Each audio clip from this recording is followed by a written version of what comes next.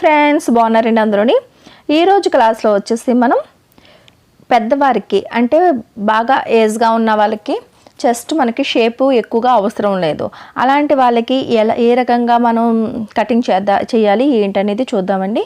వాళ్ళకి ఏంటంటే నెక్ కూడా కొద్దిగా డీప్ తక్కువగానే వేసుకుంటారు కాబట్టి షోల్డర్ ఎంత పెట్టుకోవాలి, ఆర్మ్ రౌండ్ ఎంత పెట్టుకోవాలి ఇవన్నీ కూడా వివరంగా తెలుసుకుందాం.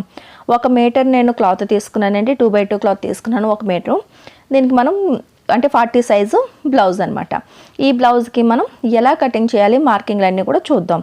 ఇలా బ్లౌజ్ని మనం ఇలా ఓపెన్ చేసినప్పుడు 2 కోరంచులు 2 ఒకవైపుకి వస్తాయి కదా, అక్కడి నుంచి ఇలా ఫోల్డ్ తీయండి.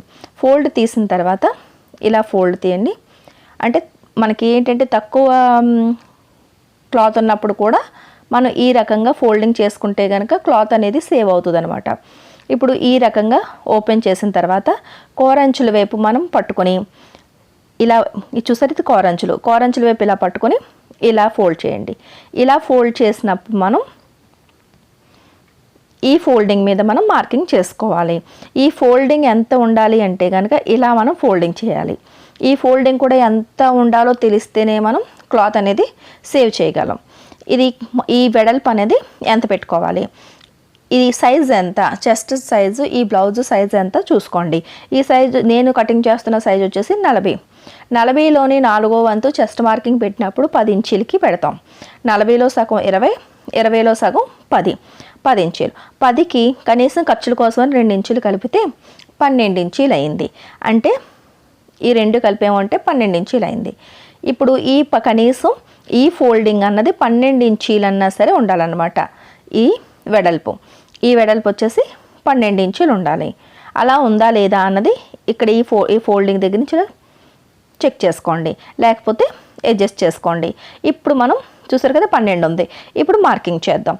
మార్కింగ్ చేసినప్పుడు పైనుంచి కిందకి మనం బ్యాక్ సైడ్ అన్నది ఫస్ట్ మార్కింగ్ చేసేద్దాం. మార్కింగ్ చేసేటప్పుడు 13.5 ఇంచీలు బ్లౌజు పొడవు. మీ బ్లౌజు పొడవు ఎంత ఉంటే దానికి 1 ఇంచు ప్లస్ చేసుకుని కలుపుకొని పెట్టుకోండి. 13.5 అంటే 1 ఇంచు కలిపితే 14.5. నేను 14.5 ఇంచులకి పొడవు అనేది పెడుతున్నాను. ఇలా 14.5 ఇంచుల దగ్గరికి ఇలాగ మార్కింగ్ చేయడమే. ఇలా మార్కింగ్ చేసిన తర్వాత ఇటువైపు నుంచి కూడా ఒకసారి ఇలా మార్కింగ్ పెడితే లైన్ అనేది మీకు క్రాస్ రాకుండా పర్ఫెక్ట్గా వస్తుంది అనమాట. ఈ 2 మార్కింగ్లని కలుపుకొని ఇలాగ లైన్ గీసేసుకోవాలి.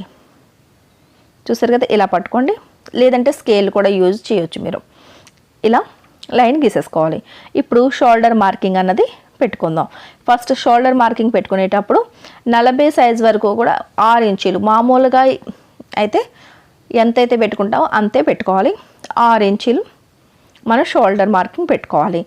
మెడ మనకి డీప్ తగ్గే కొద్దీ ఈ మెడ వెడల్పు అన్నది తగ్గుతుంది, పెరుగుతుంది అనమాట. షోల్డర్ మాత్రం అంతే.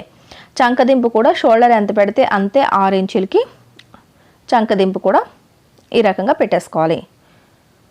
ఈ బ్లౌజ్ చాలామంది అడిగారండి, పెద్దవారికి ఎలా కటింగ్ చేయాలో చూపించండి అని. ఇది చూసారు, ఇక్కడ కార్నర్ దగ్గర నుంచి కనీసం 1.5 ఇంచుకి ఇలా మార్కింగ్ పెట్టి ఇక్కడ మనం రౌండ్ అనేది తిప్పుకోవాలన్నమాట. మనకి చెస్ట్ ఎక్కువగా లిఫ్టింగ్ అవసరం లేదు, నాకు ఇలా సూదిగా ఇలా నిలబడినట్టుగా ఉండడం నాకు ఇష్టం లేదు అని అనుకున్న వారు కూడా, అంటే ఏజ్లో ఉన్న వాళ్ళు కూడా మీరు ఇలాగే ఈ బ్లౌజ్ మీరు కటింగ్ చేసి స్టిచ్చింగ్ చేసుకోవచ్చు. ఫ్రంట్ పార్ట్ మనకి ఎక్కువగా లిఫ్టింగ్ ఉండదు అనమాట చెస్ట్. సరేనండి, ఇప్పుడు ఇక్కడ మనం చెస్ట్ మార్కింగ్ వస్తుంది. మనకి సైజు 40 అనుకున్నాం కాబట్టి 40లోని 4వ వంతు 10 ఇంచీలు వచ్చింది కదా, ఆ 10 ఇంచీలకి ఇక్కడ మార్కింగ్ చేసేసుకోవాలి. దాని తర్వాత ఈ ఖర్చులు అనేవి 2 ఇంచులు ఖర్చులు పెట్టుకుంటే బ్లౌజ్కి ఒకవేళ మనం తీసుకున్న కొలతలు తప్పైనా సరే బిగినర్స్కి టైట్ అయిపోయిందంటే కనుక కుట్లు విప్పుకోవడానికి ఉంటుంది అనమాట. ఇక్కడ ఈ గీత దగ్గర నడుం మార్కింగ్ వస్తుంది. నడుము వచ్చేసి ఈ బ్లౌజ్కి 33 ఇంచీలు. అంటే 33 ఇంచీలకి సగం చేస్తే 16.5 వస్తుంది.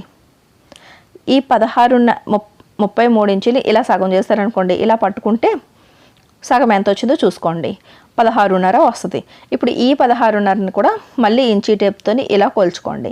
ఇలా సగం చేసుకుంటే 8.5 వస్తుంది. ఇప్పుడు ఈ 8.5కి బ్యాక్ సైడ్ డాట్స్ కోసం అని చెప్పి 1 ఇంచు కావాలి కదా, దానికి 1 ఇంచు కలుపుకుంటే 9.5 అయింది. ఇప్పుడు ఈ ఫోల్డింగ్ దగ్గర నుంచి 9.5 ఇంచుకి మార్కింగ్ చేయాలన్నమాట. అంటే మన నడుములోని 4వ వంతు తీసుకున్నాం, దానికి 1 ఇంచు కలుపుకొని ఈ నడుము మార్కింగ్ అన్నది పెట్టుకోవాలి. 9.5. ఇప్పుడు 2 ఇంచీలు ఎక్స్ట్రా మార్జిన్. ఇప్పుడు బ్యాక్ సైడ్ ఎక్స్ట్రా మార్జిన్ అన్నది 2 ఇంచీలు పెట్టుకున్నాం కాబట్టి ఖర్చులకి ఫ్రంట్ వైపు అంతే పెట్టుకోవాలి, హ్యాండ్స్ కూడా అంతే పెట్టుకోవాలి. అప్పుడే మీకు సైడ్ జాయింట్లు అన్నవి కరెక్ట్గా వస్తాయన్నమాట. ఇలా ఈ ఎక్స్ట్రా మార్జిన్ని అదే మన ఫిట్టింగ్ మార్కింగ్ని కూడా అదే రకంగా ఇలా కలిపేసుకున్నాం. ఇప్పుడు మెడ వెడల్పు గురించి చూద్దాం. ఈ మెడ వెడల్పు వచ్చేసి పెద్ద సైజు వాళ్ళకి అంటే చిన్న మెడ పెట్టుకోవాలి అనుకున్నప్పుడు ఈ షోల్డర్ వెడల్పు పెరుగుతుంది అనమాట.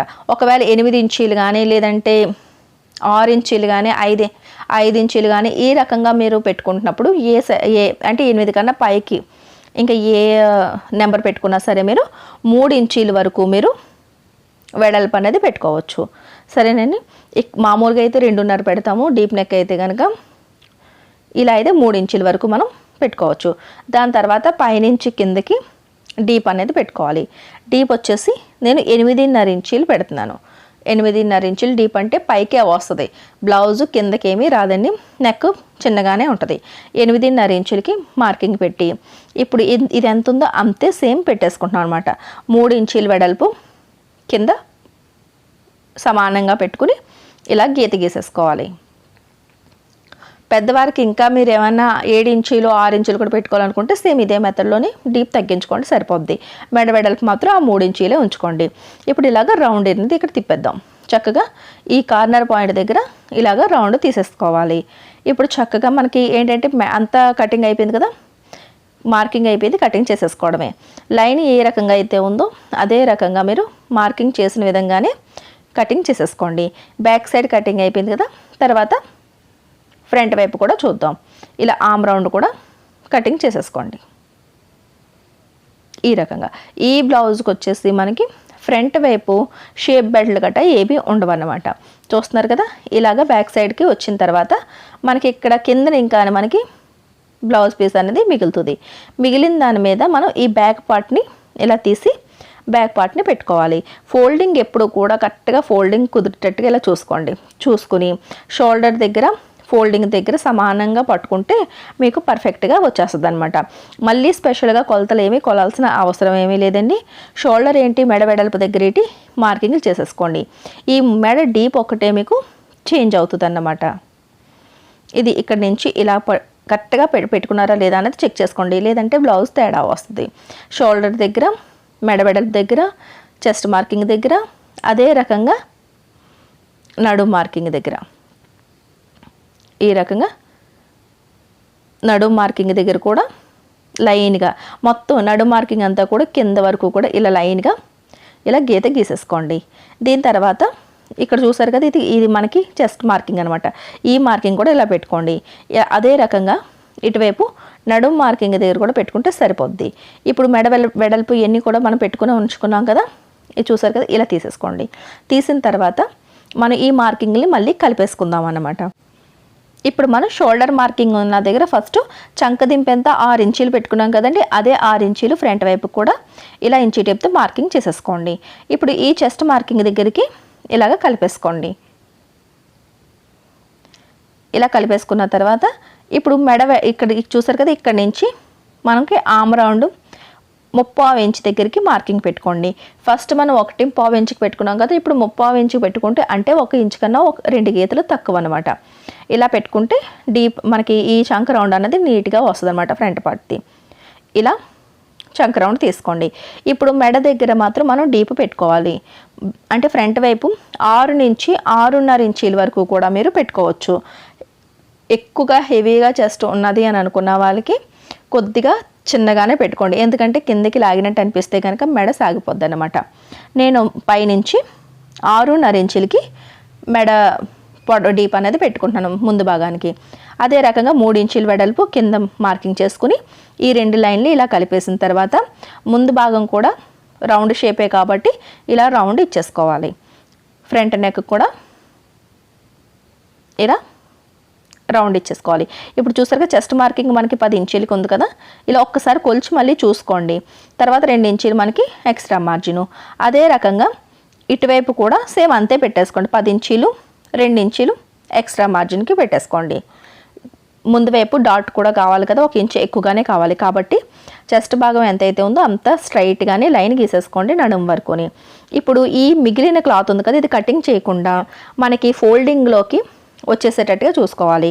ఎందుకంటే మనకి షేప్ బెల్ట్ ఉండదు కాబట్టి ఇది ఎంత ఉందో చూసుకోండి. నాకైతే 2 ఇంచీలు మిగిలింది. లేదు అక్కడ మీకు మిగలలేదు అంటే కనుక, మీ బ్లౌజ్కి మిగలకపోతే కనుక ముక్క అతికించుకోవాలి. మనం ఎప్పుడు కూడా మనం బ్యాక్ సైడ్కి నడుముకి ఎలాగైతే బెల్ట్ వేసుకుంటామో అదే రకంగా ఇప్పుడు నాకు ఉంది కాబట్టి నేను ఇది స్ట్రైట్గా కటింగ్ చేసి ఉంచేసుకుంటున్నాను అనమాట. ఇది ఇక్కడ వరకు మనం ఫోల్డ్ చేసుకొని వెనక్కి తిప్పుకొని కుట్టేసుకుంటే సరిపోద్ది. ఎందుకంటే షేప్ బెల్ట్ లేదు అని అన్నప్పుడు మనం ఈ రకంగా కూడా కటింగ్ చేసుకోవచ్చు. ఇలా మొత్తం మార్కింగ్లన్నీ కటింగ్ అయిపోయిన తర్వాత ఇప్పుడు డాట్స్ ఏ రకంగా పెట్టుకోవాలి ఏంటనేది మీకు నేను తర్వాత చెప్తాను. ఫస్ట్ హ్యాండ్ కటింగ్ అన్నది చూద్దాం.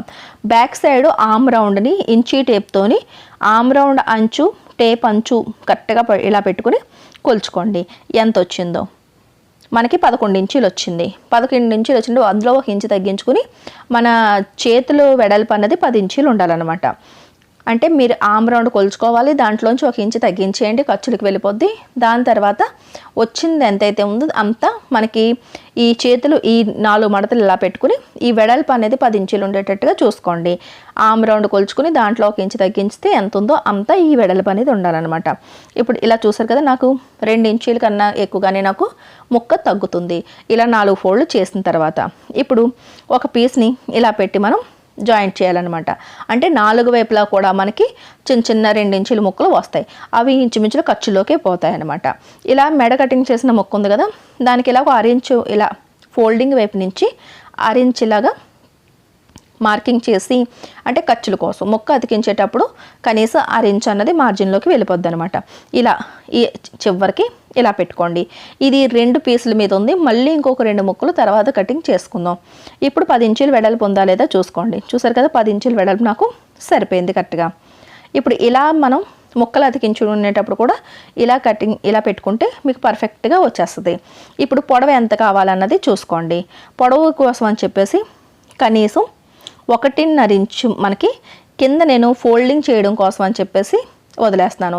1.5 ఇంచు కనీసం మీరు 2 ఇంచుల వరకు అయినా సరే, మీరు వెడల్పుగా ఫోల్డింగ్ కావాలనుకున్న వాళ్ళు 2 ఇంచులు, మీడియం సైజులో కావాలనుకున్న వాళ్ళు 1.5 ఇంచుకి ఇలా ఫోల్డింగ్ అన్నది పెట్టేసుకోవచ్చు అనమాట. ఇలా ఫోల్డింగ్ పెట్టుకున్న తర్వాత ఫోల్డింగ్ మార్కింగ్ పెట్టుకున్నాం. ఇప్పుడు ఇదంతా ఫోల్డింగ్ అయిపోద్ది కదా, ఈ లైన్ నుంచి పైకి మీకు బ్లౌజ్ పొడవు ఎంత కావాలో, అంటే హ్యాండ్ పొడవు ఎంత కావాలో అంత తీసుకోండి. నాకు చేతి పొడవు వచ్చేసి 5 ఇంచులు కావాలి. అంటే ఇంకా ఒక ఇంచు ఎక్కువగానే నేను పైకి పెట్టుకుంటున్నాను. మీరైతే 6 ఇంచు పెంచుకోండి సరిపోద్ది. నాకు హ్యాండ్ పొడవు పెంచమంటున్నారు కాబట్టి 5.5 ఇంచులు అనుకోండి. పొడవు 6 ఇంచు కలుపుకొని నేను 6 ఇంచులకి మార్కింగ్ పెడుతున్నాను. అంటే మీకు ఎంత పొడవు కావాలో హ్యాండ్ దానికి 6 ఇంచు కలుపుకొని పెట్టుకోండి. ఎందుకంటే షోల్డర్ దగ్గర జాయింట్ చేసేటప్పటికి సరిపోద్ది. ఇప్పుడు ఈ 6 ఇంచుల మార్కింగ్ కరెక్ట్గా చేసిన తర్వాత పైనుంచి కిందకి ఇటువైపు ఓపెన్ వైపు 3 ఇంచుల దగ్గరికి మార్కింగ్ పెట్టి లోపల వైపుకి మనం మార్జిన్ ఎక్స్ట్రా మార్జిన్ ఖర్చులకి 2 ఇంచులు పెట్టుకుంటున్నాం కదా, ఆ 2 ఇంచుల ఖర్చులకి మార్కింగ్ పెట్టాలి. ఇలా పెట్టిన తర్వాత ఇక్కడ ఫోల్డింగ్ దగ్గర నుంచి కనీసం 2 ఇంచుల కన్నా ఇలా మార్కింగ్ పెట్టుకుని ఈ 2 ఇంచుల దగ్గర నుంచి ఇక్కడికి హ్యాండ్ ఇలాగా షేప్ ఇచ్చేసుకోవాలన్నమాట. చూస్తున్నారు కదా, ఇలా షేప్ అనేది ఇలా ఇచ్చేసుకోవాలి. దాని తర్వాత చేతి వెడల్పు ఎంత అనేది మీ బ్లౌజ్లోంచి కొలుచుకుంటే నాదైతే కనుక 6 ఇంచీలు వచ్చింది. ఇక్కడ ఫోల్డింగ్ దగ్గర నుంచి 6 ఇంచులకు మార్కింగ్ చేసి అదే రకంగా ఒక 2 ఇంచీలు మనకి ఎప్పుడు తీసుకుంటున్న ఖర్చులకు అనమాట. ఇప్పుడు ఈ చివరి నుంచి ఈ ఖర్చుల మార్కింగ్ దగ్గరికి ఇలా కలిపేసుకోండి. చూస్తున్నారు కదా, కింద వరకు కూడా స్ట్రైట్గా గీసాను. దాని తర్వాత ఇక్కడ నుంచి ఇలాగా కలిపేసుకుంటే మీకు ఈ షేప్ అనేది వస్తుంది అనమాట. ఇలా ఇక్కడ స్ట్రైట్గా ఇలా రావడం ఇలా కూడా మీరు తీసుకోవచ్చు. ఫోల్డింగ్ చేసుకునేటప్పుడు క్లాత్ అనేది కింద వైపు తగ్గకుండా ఉంటుంది అనమాట. మనకి క్రాస్గా వచ్చింది అంటే క్లాత్ తగ్గుతుంది. ఇప్పుడు ఈ రకంగా చూస్తారు కదా, ఇక్కడ కొద్దిగా క్రాస్ ఇచ్చి ఇలా కట్ చేసుకుంటే మనకి ఈ క్రాస్ వంపు వచ్చిన దగ్గర కూడా మీకు తెలుస్తుంది అనమాట, ఇక్కడ మనకి ఫోల్డింగ్ చెయ్యాలి అని. ఇప్పుడు ఈ 2 పీసులు ఫోల్డింగ్ ఉంది కాబట్టి కట్ చేస్తానండి. సేమ్ అదే 2 ముక్కల్ని ఇంకో 2 ముక్కల్ని మనం ఇలా తీసుకోవాలి.